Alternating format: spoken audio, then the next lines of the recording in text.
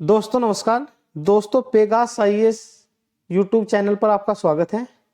पेगास IAS की ओर से RO और एआरओ के लिए डेली करंट अफेयर की एक सीरीज शुरू की गई है, जिसके अंतर्गत हम 20 से लेकर 40 करंट अफेयर के जो क्वेश्चन हैं उनको टू द पॉइंट शॉर्ट में समझाते हैं, ताकि आप करंट अफेयर के अधिक क्वेश्चन आरओ की परीक्षा में सही कर सकें। आज 6 नवंबर के अंतर्गत हम जो करंट अफेयर के महत्वपूर्ण प्रश्न हैं उनको देखते हैं। 6 नवंबर 2023 को युद्ध और सशस्त्र संघर्ष में पर्यावरण के शोषण को रोकने के लिए एक अंतर्राष्ट्रीय दिवस के रूप में मनाया जाएगा। यानी कि 6 नवंबर को जो युद्ध से और सशस्त्र जो संघर्ष होता है उसमें जो गोलाबारी होती है उसमें पर्यावरण पर क्या निगेटिव इम्पैक्ट पड़ रहा है उसको रोकने के लिए इस दिवस को मनाया जाता है।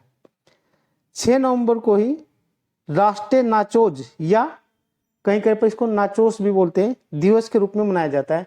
नाचोस एक व्यंजन है।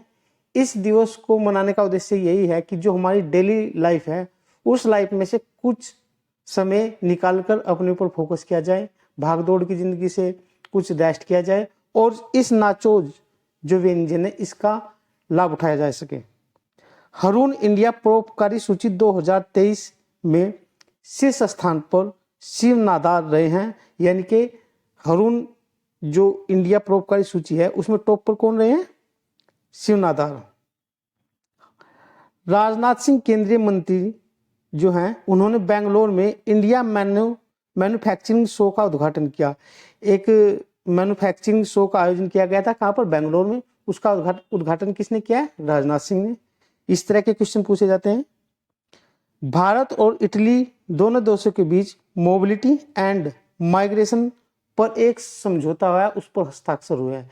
यानी कि अधिक से अधिक आवागमन बढ़ाया जा सके और स्वस्थ आवागमन हो, और माइग्रेशन जो एक देश से दूसरे देश में होता है उस पर भी उसको और कैसे डेवलप किया जा सके, उसके क्या चुनौती हैं, उनका क्या समाधान किया जा सके, उस पर एक समझौता हुआ। किसके बीच?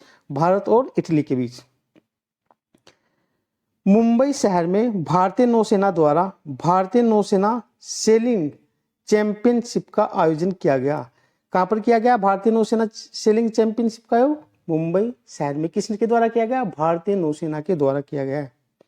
चुनाव आयोग ने चुनावी साक्षरता को बढ़ावा देने के लिए शिक्षा मंत्रालय के साथ एक समझौता किया है, ताकि चुनाव में जो चुनाव होते हैं उसके दौरान हमारे जो वोटर है उनको अधिक से अधिक शिक्षित किया जा सके, एक स्वस्थ मतदान हो और जिसमें सभी की भागीदारी हो। उसी के संबंध में चुनाव आयोग ने शिक्षा मंत्रालय से समझौता किया है।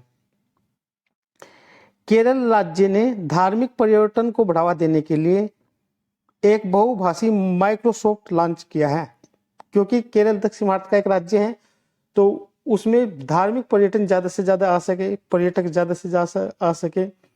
वहाँ की भाषा मलयालम है, उस भाषा को अन्य जो क्षेत्र से आने वाले लोग हैं उसमें संवाद करने में समस्या ना आए, तो उसके लिए एक बहुभाषी माइक्रोसॉफ्ट को लॉन्च किया है।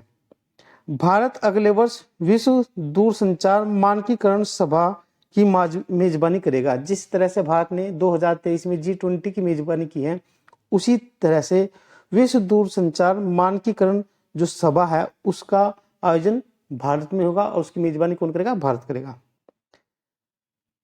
हाल ही में सर्बानंद सोनोवाल, ये केंद्रीय मंत्री ने भारत में पहले अंतर्राष्ट्रीय क्रूज लाइनर कोस्टा सेरेना के डोमेस्टिक सेलिंग का उद्घाटन किया है। किसने किया है? सर्बानंद सोनोवाल ने।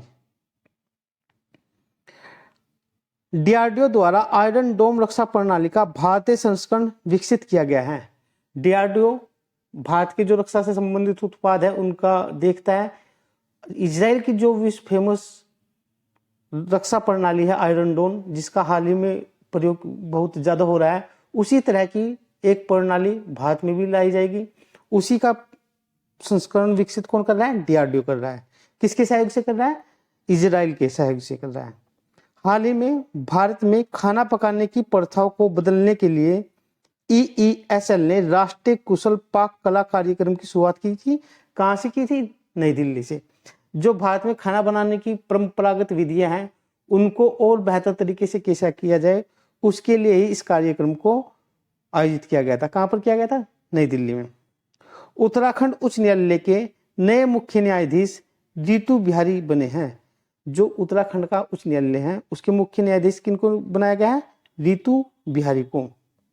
ज्यूरिख इंश्योरेंस ग्रुप ने कोटक जनरल इंश्योरेंस में 51% जो हिस्सेदारी है उसका अधिग्रहण कर लिया। किसने किया है? ज्यूरिख इंश्योरेंस ग्रुप ने। अमेरिका की सेना के द्वारा मिनटमैन 3 जो मिसाइल है उसका सफलतापूर्वक परीक्षण किया है। यह कैसी मिसाइल है? इंटरकॉन्टिनेंटल बैलिस्टिक मिसाइल है मिनटमैन 3। सुल्तान इब्राहिम मलेशिया के नए राजा बनाए गए हैं। कौन बनाए गए हैं? सुल्तान इब्राहिम। कहाँ के? मलेशिया के। मलेशिया की राजधानी क्या है? कुआलालंपुर। हाल ही में भारतीय खाद्य सुरक्षा और मानक प्राधिकरण यानी कि फसी ने 2023 के लिए राज्य खाद्य सुरक्षा सूचकांक जारी किया। किसने जारी किया है? भारतीय खाद्य सुरक्षा और मानक प्राधिकरण ने राज्य खाद्य सुरक्षा सूचकांक 2022-23 को जारी किया है। हाल ही में नन्दिनी दास ने वैश्विक सांस्कृतिक समझ के लिए 2023 का ब्रिटिश एकेडमी पुस्तक पुरस्कार जीता है। नंदिनी दास को वैश्विक सांस्कृतिक समझ को बढ़ावा देने के लिए वर्ष 2023 का ब्रिटिश अकादमी पुस्तक पुरस्कार इनको प्रदान किया गया है। केरल राज्य में पेरुनल उत्सव को हाल ही में मनाया गया है। कहां पर मनाया गया है? केरल राज्य में। वैश्विक आवास मूल्य वृद्धि में वानखेड़ा स्टेडियम शीर्ष पर रहा है। जो वैश्विक आवास मूल्य जो होता है उसमें जो वृद्धि होती है उसमें मुंबई का वानखेड़े स्टेडियम टॉप पर है। तो दोस्तों करंट अफेयर की जो डेली सीरीज है उसको आज हम यहीं पर समाप्त करते हैं। आप पेगास आईएएस यूट्यूब चैनल को लाइक करें, सब्सक्राइब करें, उसको शेयर करें। आप पेगास आईएएस से टेलीग्राम से, ट्विटर से, फेसबुक पेज से भी आप उनको ज्वाइन कर सकते हैं। Thank you.